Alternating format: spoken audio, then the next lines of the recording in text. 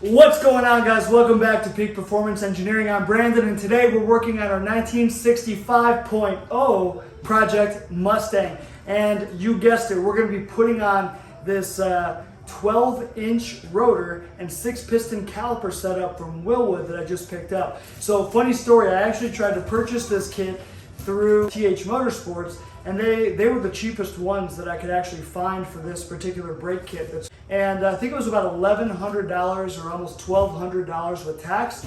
And anyway, what happened was when I placed the order, it ended up being back ordered from Wilwood. And so after about 6 weeks of waiting, when I called TH Motorsports on the day that it was supposed to ship, they now told me I had to wait about another 6 weeks for the product to ship directly from Wilwood. So that wasn't going to work. We would be missing the power tour. So I ended up searching around, and I ended up finding a deal on eBay where a high performance shop out of like North Carolina or something ended up having like 5 of these. They were open box, but brand new in the box. And I actually ended up talking to the owner of the company. He told me they install these things all the time on customer cars, and they were just trying to get rid of some of this inventory that's sitting on their shelf. So I ended up getting a brand new setup for $950 shipped, taxes, all in. So I ended up saving about $150. And the best part was I was able to get these shipped to me in like 2 or 3 days and save us so that we can get these things installed on this Mustang just in time for the Hot Rod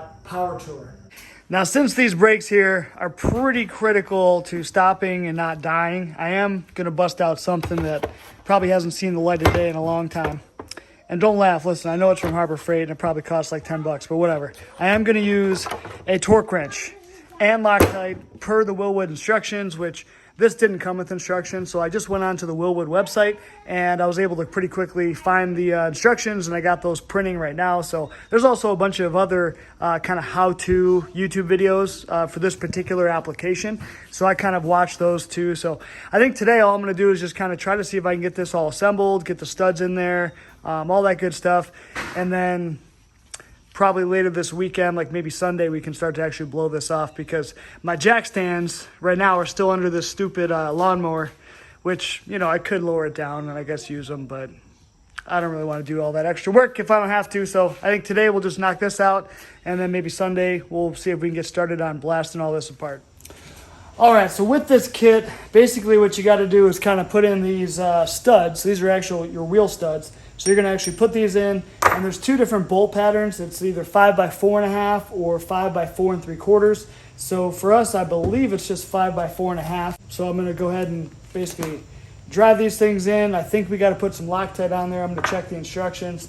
So basically it's just going to be, sticking those in. Shouldn't be a big deal. And then we've got to run the bolts through these pieces to put the disc all together. Same thing, it's going to be Loctite. So once we get the instructions, we'll get started. And then this also, the kit's nice. It comes with the new inner and outer bearings, wheel bearings, the seals, even gives you some washers like that you need, all that good stuff. So, and it does come with all the different bolts that you're going to need, like for the actual caliper, brackets. I mean, should be complete, like basically everything you need except for some grease for the wheel bearing. So I'm going to need to go buy some new, I have some grease that's like 20 years old that I always use on, lawn mowers and crap like that. But I'm going to go buy some nice kind of high performance grease, and we'll get that rolling. So with this kit that I got, if you guys are wondering, the part number is 140-12947. I think ours is actually DR, which is for drilled, and then the R is for red. It just doesn't show it because this encompasses, doesn't matter if it's, drilled or red or black or purple or pink, it doesn't matter. So that's your instructions for it. All right, so according to the Wilwood instructions, we're going to want to tighten these bad boys down to 77 pound-feet. It does not say to use Loctite, so apparently we might not do that. But anyway, one trick I saw, that once the guys got the bolts through here, what they did to be able to tighten it to 77 foot-pounds, basically just sat his wheel down, and then he dropped it into the wheel, and then he was able to tighten it because it was being held by the wheel. So that's I think what I'm going to do. So I'm going to get these driven in. I don't know.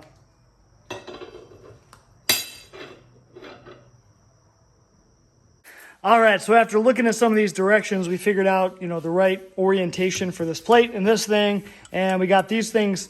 What I like to do is kind of get them cinched down almost all the way, just so you have enough room to kind of put in some some Loctite or whatever, and then cinch them down. And then we're gonna go ahead and just torque all these bad boys to 25 foot-pounds. Okay, guys, so we have our dog, Stan. What are you doing? You trying to show him old Stan? Yep, he's kind of hilarious. Tell him put it in reverse. What's he doing? So what kind of dog is Stan? He has a great name. What's so great about him? He doesn't even pay rent. All right, Cammy, let's get that Loctite in there. Okay. Give it just a little drop, just like I was telling you. Tilt the bottle upwards. Okay, now do all the other ones. 7 more. Oh, crap. Cammy just turned 7 years old. So now I expect you should be able to, you know, rebuild engines. Dad, this one was a little too deep. Add superchargers. Dad, this one was a little Oh, too just deep. back her on out. Tell her she ain't ready to go home yet. All right, guys, so where we're at right now is we did get these bolted on. I did get one kind of completely torqued to 25 foot-pounds, but then I noticed that my T40 Torx socket or whatever was starting to strip. So the bolts on here are fine, but my crappy Great Neck, probably AutoZone tool that I've had for 20 years, was just starting to get rounded on the edges, and I didn't want to risk it. So I'm just going to wait to finish torquing that until I can get a new socket, which will probably be Sunday. Maybe I'll go order a whole new set tonight on Amazon. It'll be here by the time I get back on Sunday, and then we can kind of keep working on this thing, right? Hey, Daddy. What? So he actually had to throw it away because it was kind of getting flat. He had to throw it in the garbage. All right, guys, so we'll see you Sunday. Have a good weekend. All right, guys, it is Monday, and we've got exactly 14 days until we'll be driving to the Hot Rod Power Tour, and only about, I don't know, 11 days until we actually need the Mustang to be driving to go to Mustang Alley on Woodward Avenue. So not a lot of time left. So today's Monday. I did get our new Allen head bolts or whatever that we needed in the mail, so we can now continue putting together the brakes. And I'm going to actually start blowing off these wheels and start getting all this stuff pulled apart. But hopefully next week we can just do some simple things like, you know, change the oil, change the trans fluid, just some small things to kind of get it going. I do still have to get the exhaust finished, and I'm really not sure I'm going to have time to do that. So yeah, hopefully we can get it driving, and then maybe next week, early next week, I can take it to a shop, try to get that exhaust finished, get it fixed. So yeah, fingers crossed, we're coming down to the wire. Let's see what we can do. All right, so I picked up some bearing grease, some Lucas, so should be some good stuff. And I got this bad boy set in the mail from Amazon. Again, you know, one of mine was kind of rounded off, and I don't have like a cool set like this anyway. And this is really cheap, like $15. So this will be a nice little addition to the toolbox. So always good to have cool tools like that. And I don't know if I showed you guys yet, but I did also get a vacuum bleeder. So I'm pretty excited to be able to use this too later on once we get to the point of being able to bleed the brakes. I've never tried one of these. I've always done it just old school, pumpity on the brakes, but we're going to try this 21st century stuff right here. All right, so I got this wheel blown off, and then what I've seen in some other videos, guys just take their wheel, put it face down, and then just take this kind of hub assembly to be able to torque these down to 77 foot-pounds. You can't do it by hand, so you just stick them in there, and then you can pop on your torque wrench, and then boom, boom, boom, you can tighten all these babies down.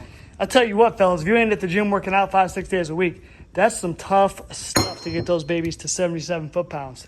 All right, so the next thing we've got to do now is lube up our bigger bearings, which are just gonna sit right here on the backside, and then this little race is going to get kind of hammered into here. So I'm just going to use like a block of wood, hammer that in once we get it all lubed up. So there ain't nothing special for these. I mean, I've seen some videos where guys are buying some kind of like little tools to help you get grease in here, but dude, listen, these have been around for over 100 years, okay? Just doing it the old school method. You just take some of this grease in your hand and you just kind of roll these things around. Just make sure all these little rollers have grease just everywhere. So wear gloves for this. It's super messy. That way you can just pop your gloves off, toss them in the garbage.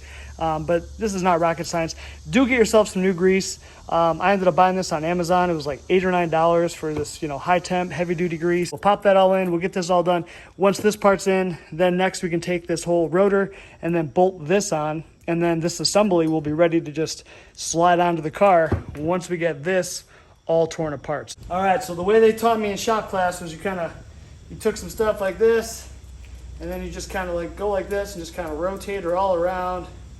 You know, just don't be scared of her. Just knead her in there like it's putty, you know, like you're playing with Play-Doh. And just you know, get her everywhere. You know, we're not hating on any part of this bearing, right? Just get it smushed all up in that baby. And spin all these guys around with it. You know, just have fun. That's all we got to do. So she's greased up. Kind of drop that girl in there. Did I do it right? Yep, did it right. Seat her on in. Clean that up a little bit. Let's get these gloves off. Oh, see, look at even that's a hot mess. Now that we're done with the grease on the big bearing, we can just go ahead and pop in this race. So again, there's nothing to it, it's just kind of a metal race.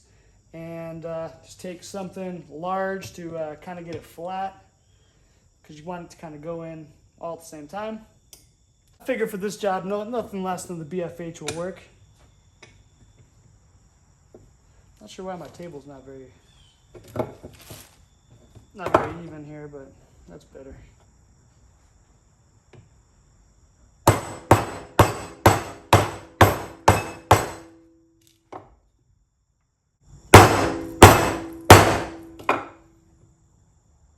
All right, that one looks good. Now we got small bearings we'll put in last, along with these new washers. So at this point now, we just got to start assembling this bad boy, which I think per the instructions goes like this.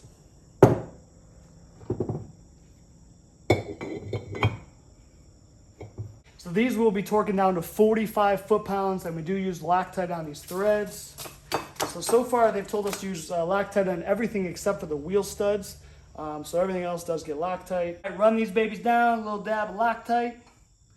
Bada boom, bada bing.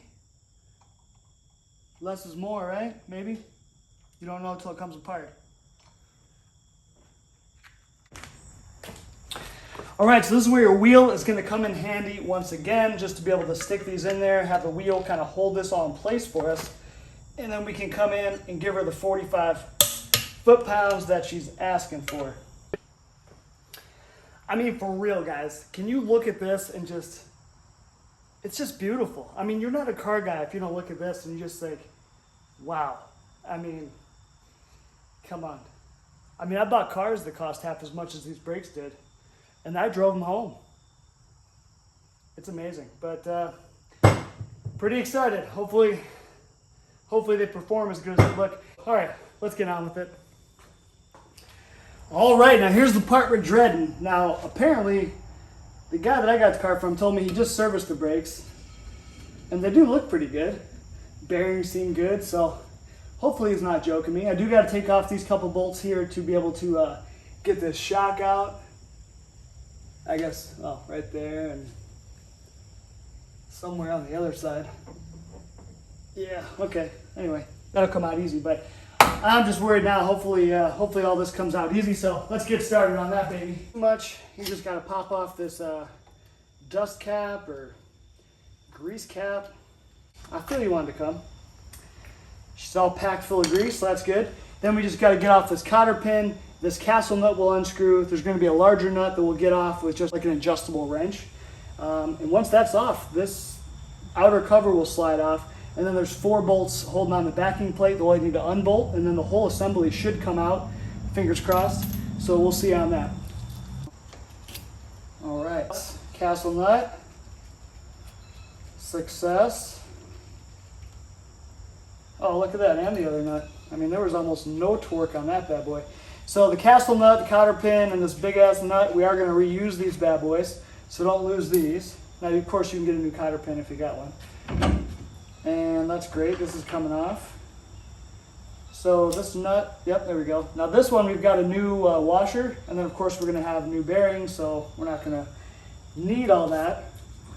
Let's get this off here. Okay.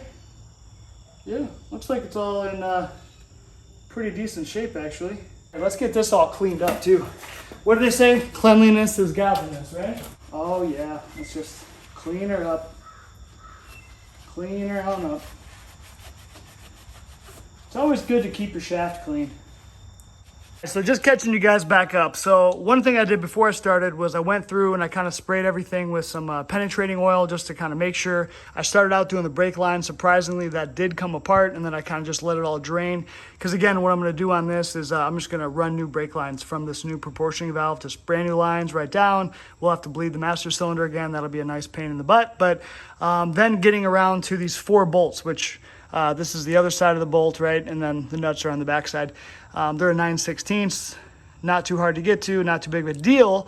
A lot of the videos that I saw, you know, everyone just blazed through this and popped this thing off like it was nothing. But here's something that I have on mine where this part of this little metal is kind of keeping these from spinning, right? And being able to get the nut off.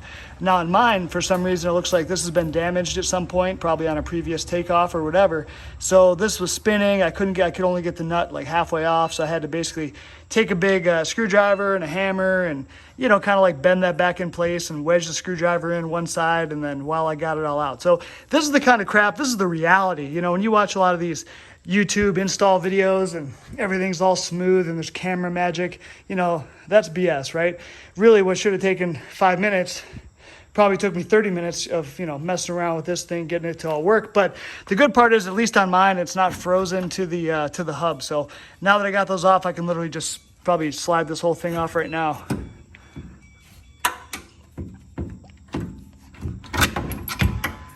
So bada boom.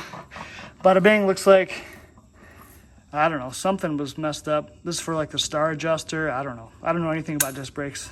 This looks like a spaceship, foreign alien spaceship to me. I mean, disc brakes are just so much simpler, right? But anyway, look at that, boys. And you know, the cool part is on this car, it looks like they already did a lot of stuff with some aftermarket bushings. There's some like red polyurethane bushings on this one.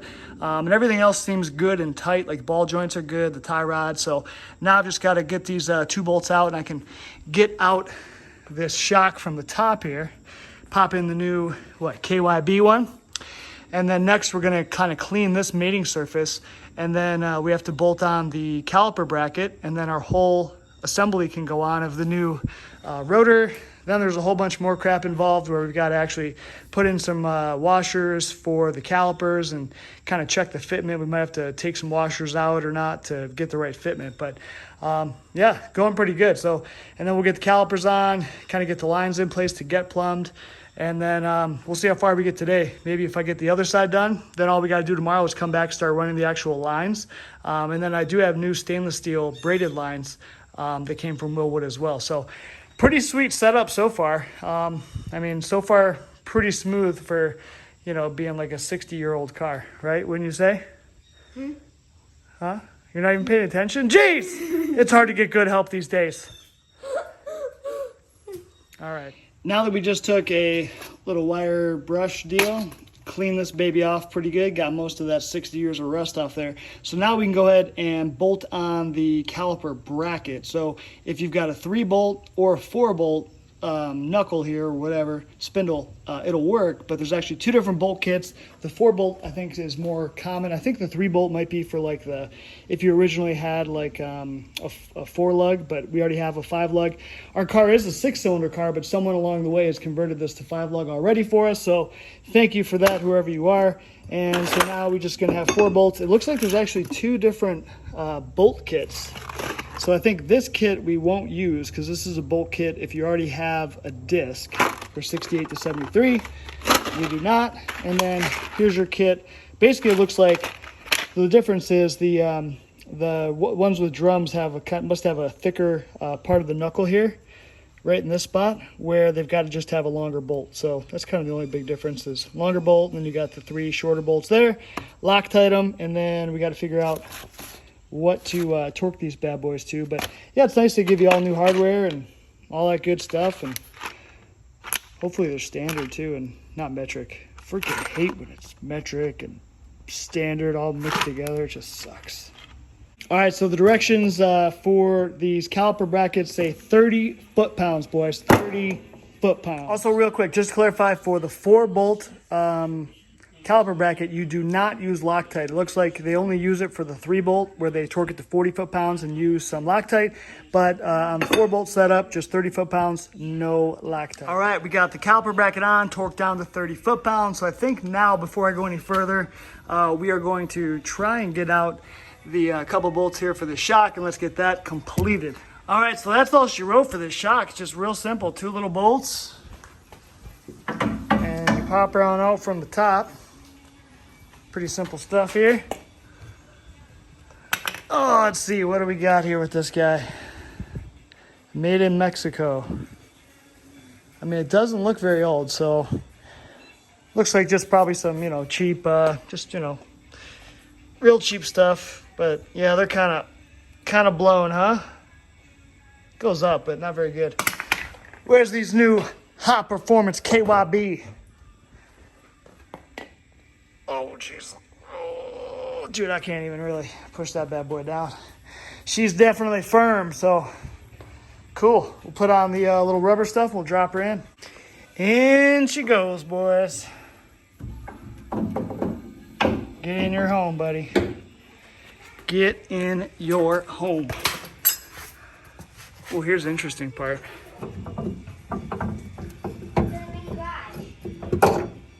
Oh, look at that, boys. We got her.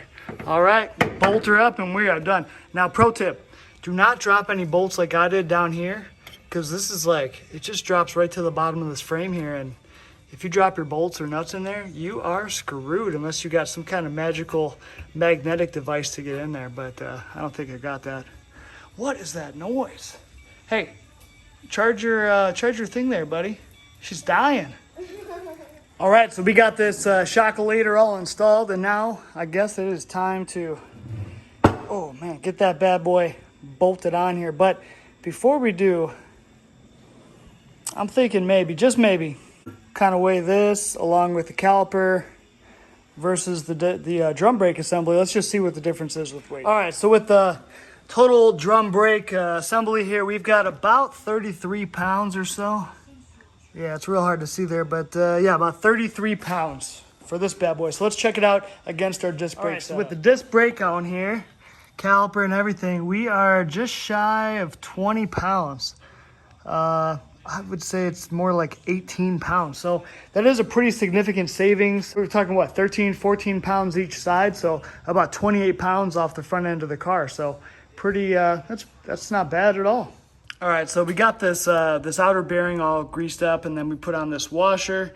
So that's all good. One thing to note, though, is when I was first putting on the hub, I was actually putting on the other hub, and then I noticed that there's an arrow. So the rotor is actually directional, and it was facing that way. So I had to swap it out real quick. Luckily, I didn't get too far. I literally just put it on, and then I noticed it. So just make sure all that's going the right direction. Now all we got to do is just pop on our nut, which I cleaned up, and then just the castle nut and cotter pin. So these things, you don't really torque them down. If you've never done like an old school kind of bearing setup like this, you kind of just like get it tight. I mean, you'll put some torque on it, but not much. Basically, it's almost like hand tight, and you just kind of, I mean, this is honestly probably pretty good right there, right? There's no, wiggle to it. Still spins free. And that's about all there is to it. And then you put the castle nut and the cotter pin back on, and that is it. There we have it, guys. At least we got this all bolted on. So I think we got some good progress now. Hopefully this isn't like too tight. I don't really know what I'm doing, honestly, but seems cool. Seems like about normal. So yeah, we'll see how much more time I get tonight, and then we'll see if we can get to bolting on these awesome calipers.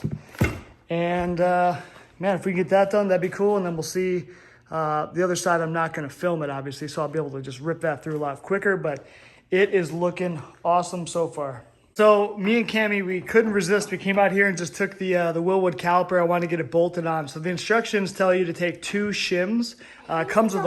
Comes with a whole bunch of shims, but 2 shims per bolt. And then once we get it kind of like tightened and mocked up, we're gonna have to measure to make sure the rotor is centered, and then we'll either have to add washers or remove washers as needed. But Cammie wanted to get in here and kind of tighten it up for me, so. It's done. You got it tight? Okay. It's tight a lot. Pretty good, pretty good. Now we gotta do the bottom one. Okay, this is stupid. All right, kid, go ahead. Okay.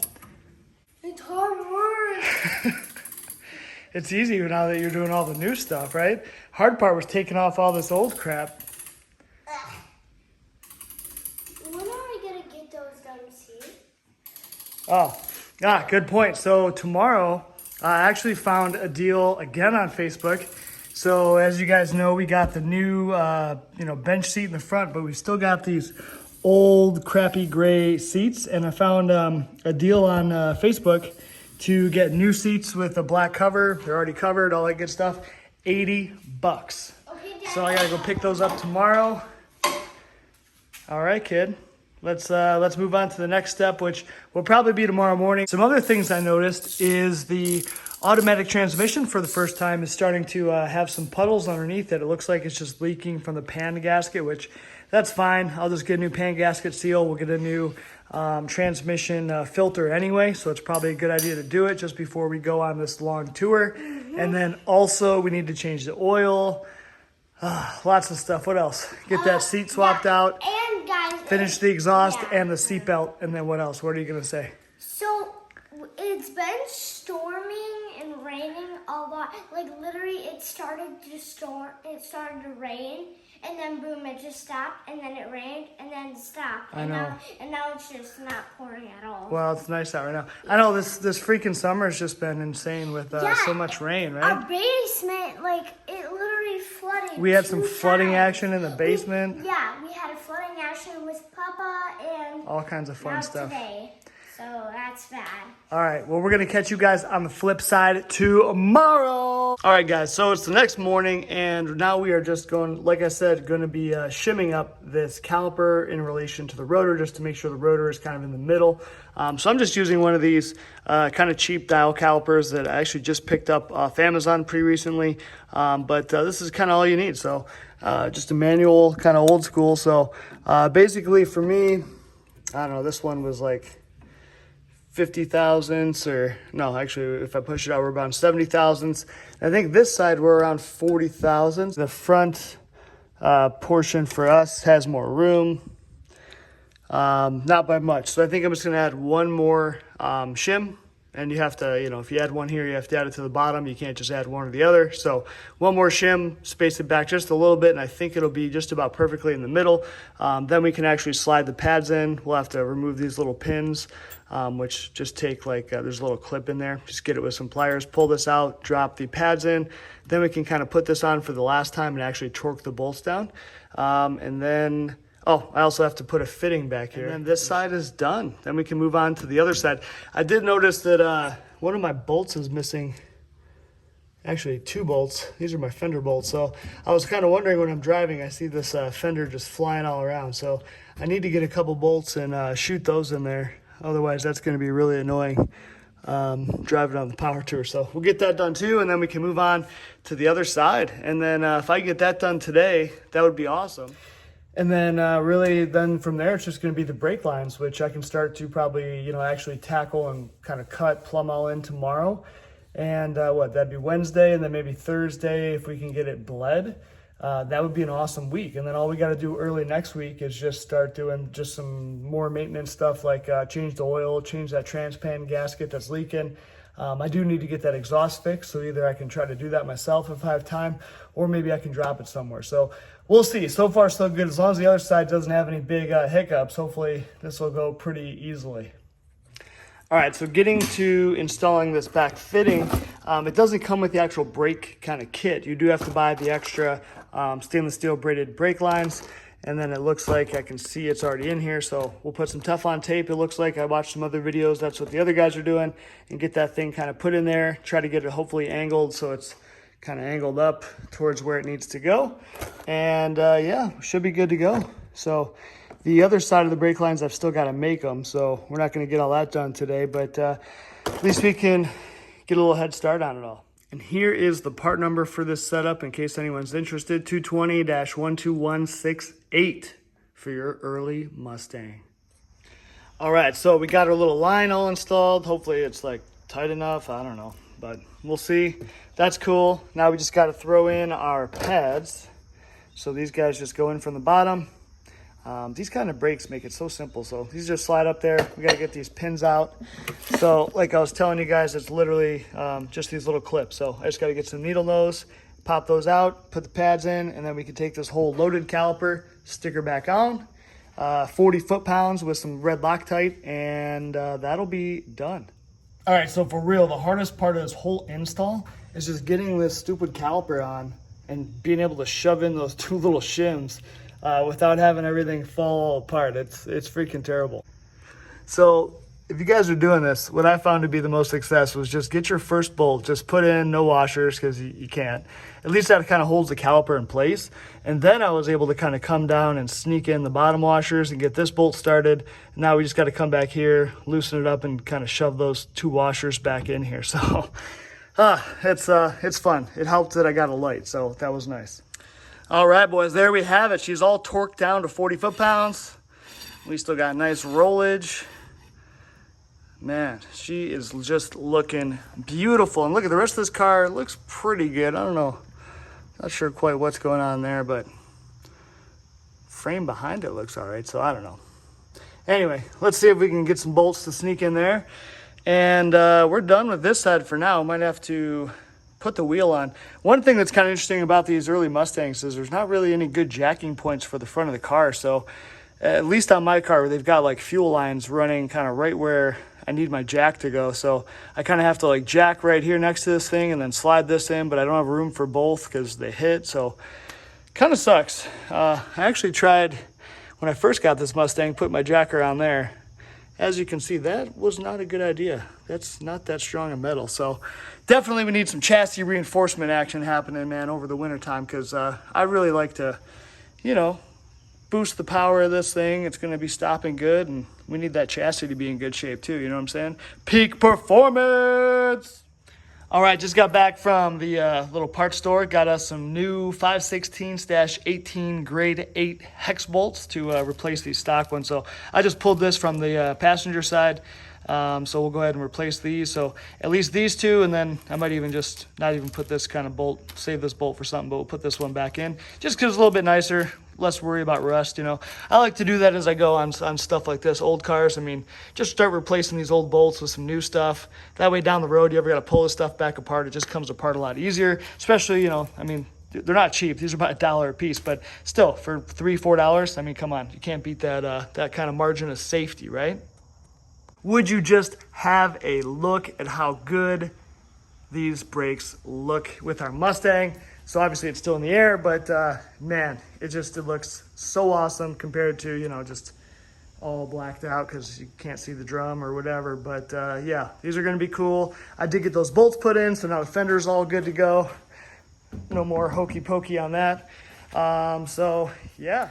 Now what we've got left to do on this thing, of course, is finish the other side, and then we've got to run all the new brake lines for the front. I am going to have to pop out that master cylinder and proportioning valve, and I'm basically just going to try to cut those lines, pull them out, just kind of measure how long they are, and then we'll get some new lines. We'll bend them all up and make it so it's bent up a lot better for the car. The way we did it before, we tried to just kind of smash the stock lines down and make it all fit, and it just didn't work out too well. So we'll get that fixed, but I'm hoping I can just get the other side done today, and then maybe tomorrow we'll start a new video, hopefully working on the brake lines. And yeah, so anyway, so far so good, guys. Making some good progress. So that's going to be it for this one. Click that like and subscribe button. Check out some of the other videos, some of the other cool projects. We got the death card, of course, some go-kart stuff, and just some other things. So check it out. Follow along, guys.